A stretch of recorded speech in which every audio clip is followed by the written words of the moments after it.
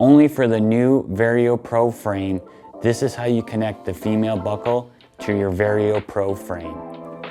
You take the end of your loop, putting it through,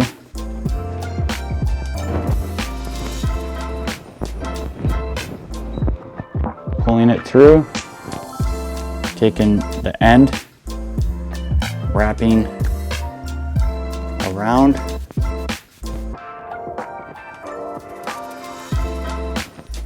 and then pulling it back through.